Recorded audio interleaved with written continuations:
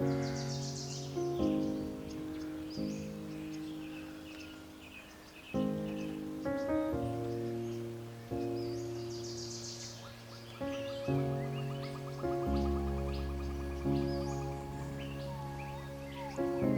à toi.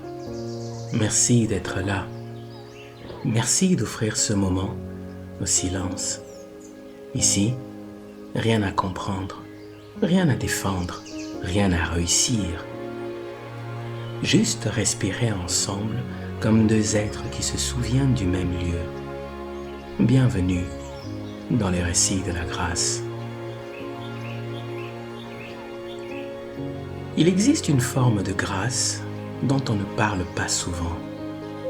Pas la grâce douce, pas celle qui console, pas celle qui arrive comme une lumière dans l'obscurité. Celle-là, on la reconnaît au premier regard, on l'accueille, on en est touché. Mais il en existe une autre, plus difficile à nommer. Celle qui arrive sans prévenir. Celle qui ne ressemble pas à ce qu'on attendait. Celle qui ne te laisse rien à quoi t'accrocher. Celle dont on ne comprend la nature que bien plus tard, rétrospectivement.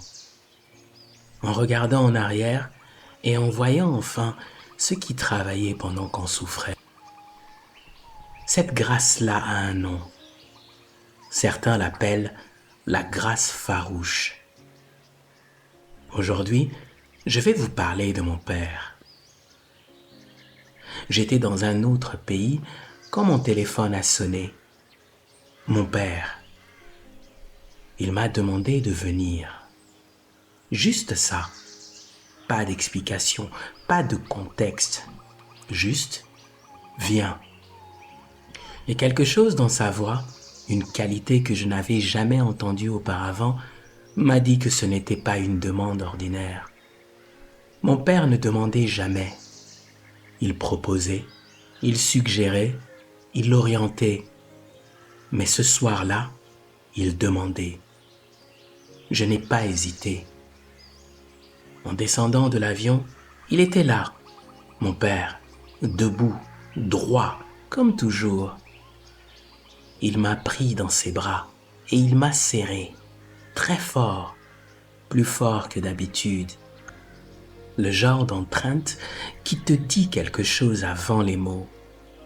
Puis il a pris mon visage dans ses mains et il m'a regardé. Il a dit « Je t'aime, mon fiston. Je t'ai fait venir car je vais bientôt mourir. » Je me souviens d'avoir entendu ces mots. Je me souviens qu'ils sont entrés en moi. Et je me souviens que quelque chose s'est arrêté. Il n'y avait plus rien pour répondre. Ce silence a duré 3 jours. 3 jours pendant lesquels mon père faisait le tour de table de son testament, avec un pragmatisme que je ne comprenais pas. Il parlait de ses biens, de ses volontés, de ce qu'il voulait pour chacun de nous, comme s'il organisait un voyage, pas le sien, celui des autres, après lui. Je le regardais et je me disais, mais de quoi est fait cet homme? Comment peut-il être si serein? À un moment, il a ri. Il a dit, pour quelqu'un qui a été médecin toute sa vie, c'est quand même drôle de ne pas s'être diagnostiqué plus tôt. J'ai raté le coche. Il riait de sa propre mort. Moi, j'étais ailleurs, dans un endroit que les mots n'atteignent pas encore. Puis il a ajouté plus doucement, « J'ai fait la paix avec cela. Je me remets complètement entre les mains de Dieu. » Il n'y avait rien à répondre, rien que je pouvais dire qui serait à la hauteur de ce que je venais d'entendre. Alors je me suis tu et j'ai regardé cet homme que je croyais connaître. Le 3e jour, il était temps de partir. Avant que je quitte la maison, il m'a emmené dans son bureau. ce bureau que je connaissais depuis longtemps, ces livres, ces dossiers, l'odeur particulière de cet endroit où il avait exercé pendant toute sa vie. Il s'est assis et il m'a regardé comme il savait regarder, droit, sans détour. Il m'a dit: « Tu vas certainement entendre que je fais des va-et-vient à l'hôpital. Ne dépense pas d'argent pour revenir. Ne reviens ici que pour m'enterrer. » J'ai voulu protester, mais il a continué. « Mon fils, sache que tu es traversé par la grâce. Même si tu ne le sais pas encore, un jour tu seras visité par elle. De tous mes enfants, tu es celui qui peut encaisser les choses directement. Cela peut te paraître dur, mais tu comprendras plus tard. » Il n'y avait plus rien à dire. Je me suis levé, il m'a serré une dernière fois et je suis parti. Je l'ai trouvé cruel. C'est le mot qui est venu. Cruel. Ne pas revenir pendant qu'il souffrait. Ne pas être là pendant les va-et-vient. Attendre. L'enterrement. Comment un père pouvait-il demander cela à son fils? Dans l'avion du retour, j'ai vécu ce qui reste à ce jour le vol le plus atroce de ma vie. Pas à cause des turbulences, pas à cause du temps, à cause du silence.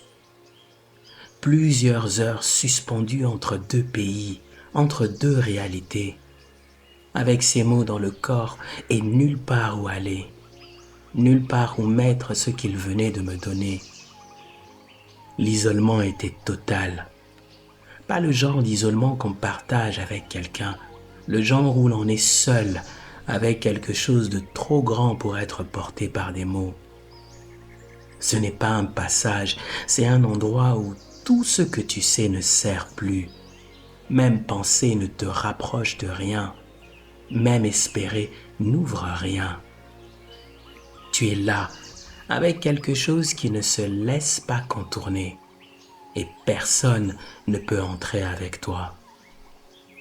Et en même temps, au fond de quelque chose que je ne savais pas encore nommer, une certitude silencieuse, qu'il savait ce qu'il faisait, qu'il m'avait dit la vérité, qu'il m'avait donné quelque chose que je ne pouvais pas encore tenir dans mes mains.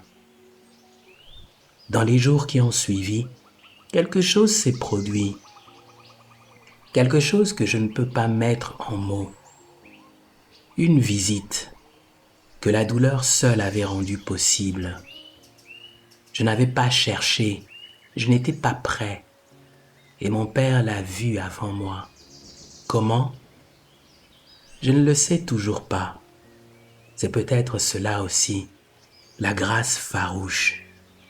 Elle se reconnaît dans les yeux de quelqu'un qui t'aime avant que tu puisses te voir toi-même.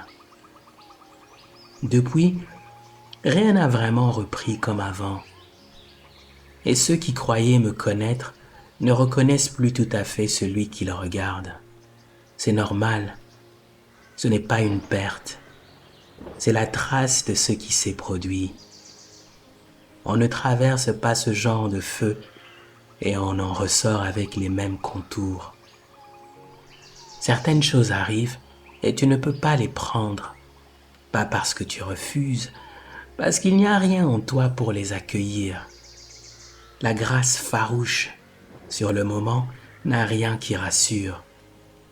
Elle ressemble à de l'abandon, à de la dureté, à une exigence qui dépasse ce que l'on croit être capable de porter.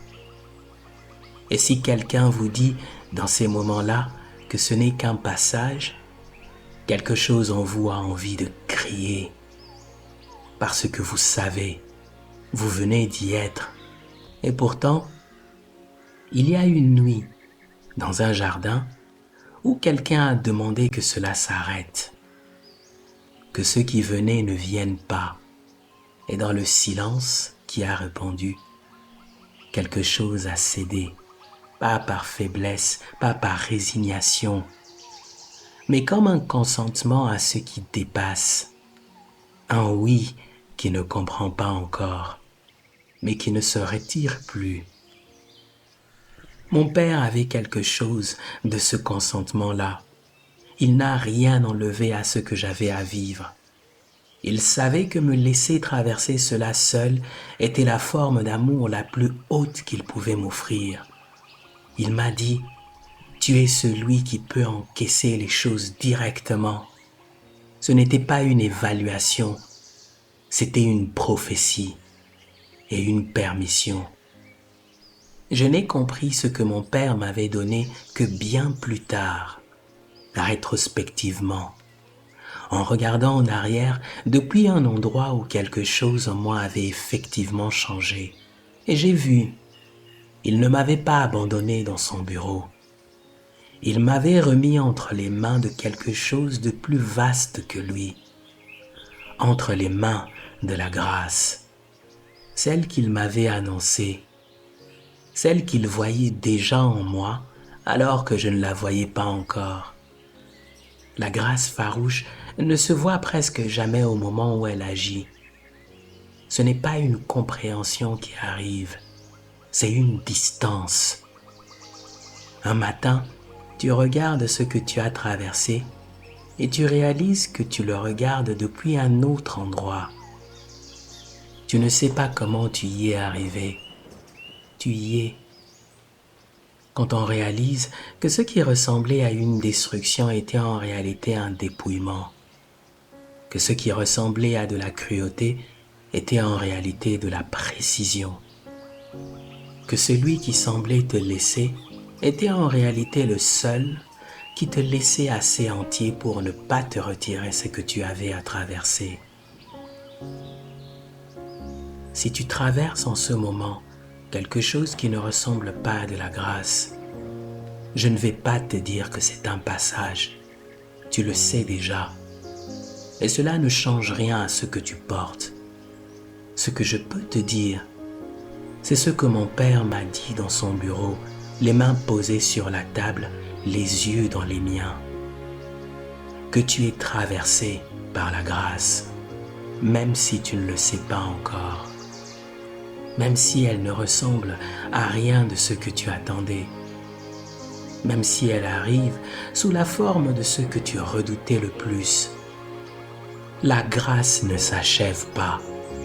Elle demeure, silencieuse, vivante, farouche. Mon nom est Luc, et voici les récits de la grâce.